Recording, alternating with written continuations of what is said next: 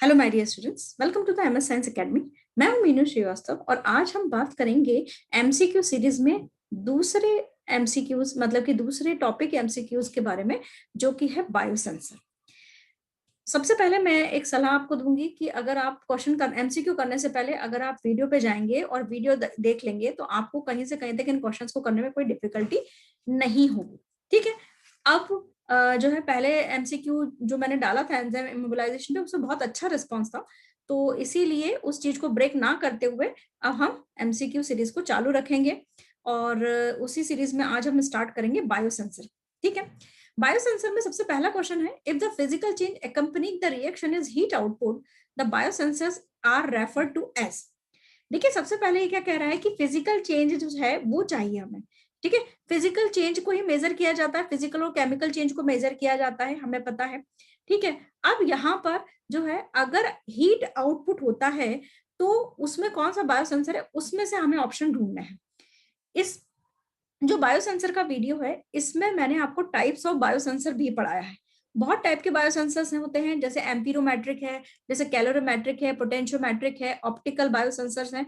तो ये बहुत टाइप के बायोसेंसर्स हैं जो कि मैंने आपको बायोसेंसर वाली सीरीज में वीडियो में पढ़ाया हुआ है। अब यहाँ पर वो क्या कह रहा है कि हीट का आउटपुट चाहिए। देखिए पोटेंशियोमेट्रिक के अंदर जो होता है वो होता है कि पोटेंशियल डिफरेंस जो होगा, यानी कि पोटेंशियल डिफरेंस चाहिए वहां पे। तो पोटेंशियो मतलब यहाँ पर तो हीट आउटपुट पूछा है तो ये नहीं होगा। ऑप्टिकल बायोसेंसर जो होता है, ऑप्टिकल ऑप्टिकल हमेशा वर्ड कहता है लाइट से रिलेटेड, तो यहाँ पर लाइट का भी कोई दिक्कत नहीं है, यहाँ पर लाइट आउटपुट नहीं है।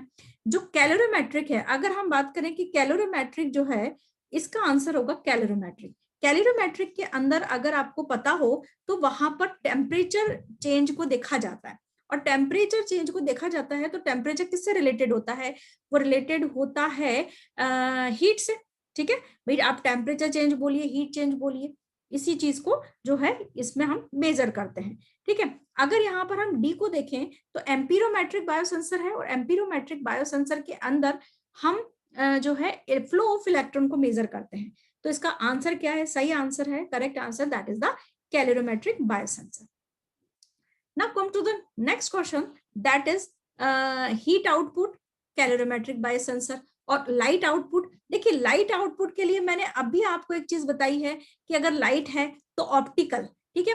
याद करिए 12th क्लास में आप लोग जो है जो ऑप्टिकल रेज वाला जो चैप्टर पढ़ते थे 11th या 12th क्लास में, जो फिजिक्स में पढ़ते थे ऑप्टिकल, उसमें क्या पढ़ते थे आप ऑप्टिकल लेंसेज में, उसको आप लाइट वाले चैप्टर में पढ़ते थे। ठीक है। उसमें लेंस और वो सब पढ़ते थे, तो इतना ध्यान रखिए लाइट ऑप्टिकल बायोसेंसर से रिलेटेड होगी। ठीक है। तो इसमें कहीं से कहीं तक कुछ रटने वाली बात नहीं है। अगर लाइट का आउटपुट है तो सीधे सीधे से आप आंसर कर दीजिए आपका ऑप्टिकल बायोसेंसर, तो उसमें कहीं आप कंफ्यूजन नहीं होइएगा। ठीक है। Now come to the third question. क्या कह रहा है क्वेश्चन समझिए, when the physical change produce in a biosensor is due to the movement of electron. ठीक है। मूवमेंट ऑफ इलेक्ट्रॉन बोल रहा है वो, produced in a redox reaction, the biosensor is referred to as. ठीक है। अभी मैंने आपको जो है, जब हमने टाइप्स, अगर आप इसको पढ़ने से पहले, इन क्वेश्चंस करने से पहले आप वीडियो में टाइप्स ऑफ बायोसेंसर देख लेंगे तो बिल्कुल आपको क्लियर होगा। फिर भी मैं आपको एक बार और यहाँ समझा देती हूँ। कैलोरीमेट्रिक जो बायोसेंसर है उसमें आप टेम्परेचर यानी कि हीट को आप मेजर करते हैं। पोटेंशियोमेट्रिक में आप जो है पोटेंशियल डिफरेंस को मेजर करते हैं। ऑप्टिकल में आप लाइट को मेजर करते हैं, और एम्पीरोमेट्रिक के अंदर आप फ्लो ऑफ इलेक्ट्रॉन को मेजर करते हैं। So the correct answer is the amperometric biosensor. ठीक है। तो इतना आपको बिल्कुल रटे जाना चाहिए। कैलोरीमेट्रिक में हीट चेंज, और उसके बाद पोटेंशियोमेट्रिक में पोटेंशियल डिफरेंस, ऑप्टिकल में आपका जो होता है कि वहां पर जो है लाइट से रिलेटेड चेंजेस को आप देखते हैं, और एम्पीरोमेट्रिक में आप जो है फ्लो ऑफ इलेक्ट्रॉन को देखा जाता है। ठीक है। अंडरस्टूड। चलिए बढ़ते हैं हमारे फोर्थ क्वेश्चन की तरफ। Bio dash biosensor are those in which the changes in the distribution of charges and electrical potential to be produced। ठीक है। अब यहाँ पर देखिए कि जो है पोटेंशियल इज प्रोड्यूस, तो देखिए पोटेंशियल अगर प्रोड्यूस्ड है तो अब कहीं से कहीं तक भी आपके दिमाग में कोई डाउट नहीं रहना चाहिए। कैलोरीमेट्रिक है, कैलोरीमेट्रिक क्या होगा आपका, जो है आपका हीट टेम्परेचर। पोटेंशियोमेट्रिक क्या होगा, पोटेंशियल डिफरेंस। तो यही तो इसने पूछा है कि वो जो है distribution of charges causing an electrical potential, तो इलेक्ट्रिकल पोटेंशियल जो होगा वो उसकी वजह से जो आ रहा है बायोसेंसर, यानी कि वो ऐसा बायोसेंसर जो पोटेंशियल डिफरेंस को मेजर कर दे, वो आपका क्या हो जाएगा, वो आपका हो जाएगा पोटेंशियोमेट्रिक बायोसेंसर। तो सिंपल आपको आंसर कौन सा मिला, आपको आंसर मिला पोटेंशियोमेट्रिक बायोसेंसर। चलिए हम स्टार्ट करते हैं question 5। Who is the father of biosensor? Father of the biosensor Robert Hooke तो नहीं थे, इसको मैंने जो है वीडियो में बहुत अच्छे से डिफाइन किया हुआ है। अगर आप देखेंगे कि who is the father of the biosensor, तो जो है थॉमस अल्वा एडिसन भी नहीं थे, ऑब्वियसली रॉबर्ट हुक भी नहीं थे, आइंस्टाइन भी नहीं थे। तो इसके जो वो थे फादर थे, वो थे प्रोफेसर लीलैंड सी क्लार्क, जो थे वो इसके फादर थे। ठीक है, उन्होंने 1956 के अंदर ऑक्सीजन डिटेक्शन, जिसे हमने क्लार्क इलेक्ट्रोड भी दिया था, उसको जो है डिस्कवर किया था। ठीक है, तो 1956 में प्रोफेसर लीलैंड सी क्लार्क जो थे, उन्होंने ऑक्सीजन डिटेक्शन यानी कि क्लार्क इलेक्ट्रोड, इन्होंने अपना नाम भी दिया था उसे, उसको इन्होंने जो है डेवलप किया था, डिस्कवर किया था। तो जो है इसी वजह से जो फादर ऑफ बायोसेंसर जो है वो है आपके professor Leland C Clark. Okay, now come to the next question, which is the statement for biosensor is false. ठीक है, क्या कह रहा है वो कि कौन सा स्टेटमेंट बायोसेंसर के लिए गलत है। ठीक है, बायोसेंसर के लिए गलत कौन सा है ये ध्यान रखना है, सही वाला नहीं चूज करना है। इसमें क्वेश्चन थोड़ा सा घुमा के है, कई बार बच्चे जल्दी जल्दी में जो है क्वेश्चंस में गड़बड़ कर देते हैं। तो चलिए हम क्वेश्चंस के ऑप्शंस को रीड आउट करते हैं। पहला क्वेश्चन क्या कह रहा है, the linearity of the sensor should be high, यानी कि हमने याद है हमने क्वालिटीज पढ़ी थी, लीनियरिटी, स्पेसिफिसिटी, ये सब हमने इसको क्वालिटीज पढ़ी थी। तो लीनियरिटी अगर हाई होगी तो उसका मतलब ये है कि वो कम सबस्ट्रेट कंसंट्रेशन पे ही जो है बहुत अच्छा रिजल्ट देगा, तो वो हाई होनी चाहिए। बिल्कुल, ये तो सही बात है, ये फॉल्स बात नहीं है।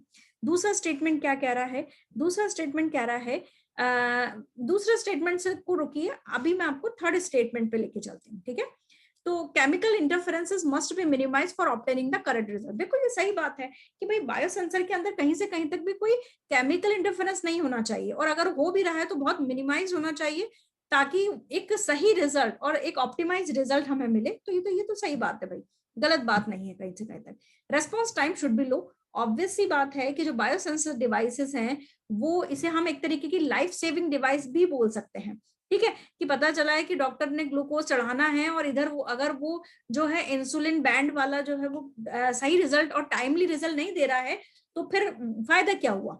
ठीक है, तो रिस्पॉन्स टाइम तो बहुत कम होना ही चाहिए, तो ये तो सही है। अब हम चलते हैं बी पे। ऑप्शन बी देखिए, value of the electrode response पर सबस्ट्रेट कंसंट्रेशन शुड बी लो। ठीक है, क्या कह रहा है ये कि value of the electrode response पर सबस्ट्रेट कंसंट्रेशन शुड बी लो, तो ये सबस्ट्रेट कंसंट्रेशन पे इसका जो रिस्पॉन्स है क्या वो कम होना चाहिए, इसका रिस्पॉन्स तो बहुत ज्यादा होना चाहिए। तो इसमें जो फॉल्स स्टेटमेंट है दैट इज द बी। ठीक है, कि जो वैल्यू है इलेक्ट्रोड रिस्पॉन्स की पर सबस्ट्रेट कंसंट्रेशन पे वो हाई होनी चाहिए, ना कि लो होनी चाहिए। ठीक है, तो हमारे पास फॉल्स स्टेटमेंट कौन सा आया है, बी। आई होप आपको समझ में आ रहा होगा ये चीजें। ठीक है, which of the following define as an analyte. ठीक है, अब ये बताइए कि एनालाइट क्या होता है। ठीक, एनालाइट की अगर हम बात करें तो एनालाइट क्या क्या हो सकता है। एनालाइट की अगर हम बात करें तो इसके हम पहले ऑप्शंस पढ़ते हैं। एनी मॉलिक्यूल में भी प्रोटीन, टॉक्सिन, एंटीजन, बिल्कुल ये सही है। एनालाइट ये एक तरीके का बायोलॉजिकल मॉलिक्यूल है जिसको हमको एनालाइज करना है। ठीक है, वो कुछ भी हो सकता है, वो यूरिया सैंपल हो सकता है, वो आपका प्रोटीन सैंपल हो सकता है, वो एंटीजन है, तो हमारा ए ऑप्शन तो सही है। द कंसंट्रेशन ऑफ मॉलिक्यूल, ये तो गलत है, कंसंट्रेशन ऑफ मॉलिक्यूल को आप एनालाइट नहीं बोल सकते। एनालाइट वो है जिसको आप डिटेक्ट करना चाह रहे हैं, अब वो कुछ भी हो सकता है, तो हमारे पास ए ऑप्शन तो रिजर्व हो गया। The component which should not be detected, क्या ऐसा हो सकता है क्या भाई, एनालाइट को तो हमको डिटेक्ट करना है, तो सी ऑप्शन भी कहीं से कहीं तक मुझे नहीं दिख रहा है। The component which give the background noise, background noise मतलब कि यहाँ पर बैकग्राउंड नॉइज मतलब से ये है जो कि इंटरफेरेंस करते हैं, तो ऐसा हमें सब्सटेंस नहीं चाहिए, हमें तो सीधा सीधा वो चीज चाहिए जिसे हम एनालाइज कर सके, एनालाइज मतलब उसको हम डिटेक्ट कर सके, तो वो जो है दैट इज जो है आंसर इज सी। ठीक है, एंड मॉलिक्यूल में भी प्रोटीन, टॉक्सिन, एंटीजन एक्सेट्रा। ठीक है, अब हम बात करते हैं नाउ नेक्स्ट क्वेश्चन की। In a pregnancy kit which molecule does the kit actually. ठीक है, देखिए इसके अंदर ये अगर आपने 12th में बायोलॉजी में पढ़ा है जो है ह्यूमन रिप्रोडक्शन के अंदर, तो ये एक नीट का भी बहुत अच्छा क्वेश्चन बनता है और जीपेट का तो बहुत अच्छा क्वेश्चन है ही सही है। ठीक है, ये ध्यान रखिएगा, जो प्रेगनेंसी किट है उसके अंदर ना बेबी यूरिन टेस्ट चलता है, यानी जो ए ऑप्शन है ये कहीं से कहीं तक नहीं चलता, ब्लड टेस्ट तो कतई नहीं चलता। ठीक है, और जो है इसमें जो प्रेगनेंसी किट है वो एक हार्मोन डिटेक्ट करती है, जो कि हार्मोन है that is HCG। HCG hormone का फुल फॉर्म है human chorionic gonadotropin hormone.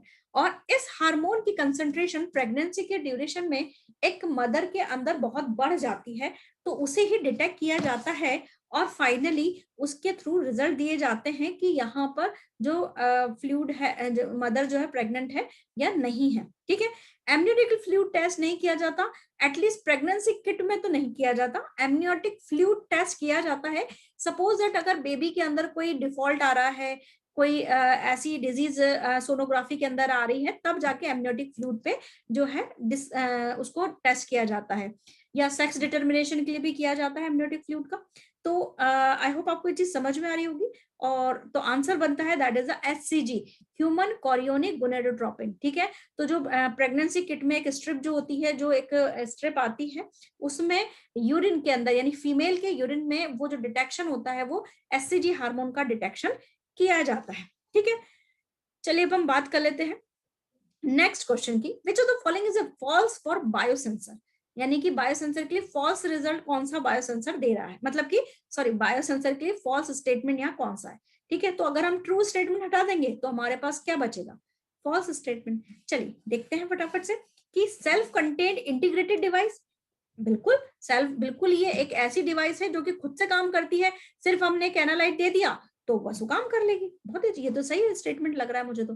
Capable of providing specific information, ठीक है, यहाँ पर जो है वो कह रहा है कि वो स्पेसिफिक इन्फॉर्मेशन को देने में कैपेबल है, बिल्कुल है। अगर आपने जो है ब्लड सैंपल दिया है, आप इंसुलिन मेजर करना चाहते हैं, तो वो इंसुलिन की अगर डिवाइस है तो बिल्कुल इंसुलिन को देगी ना रिजल्ट, वो बीपी का रिजल्ट थोड़ी देगी, स्पेसिफिक इन्फॉर्मेशन कन्वे करेगी।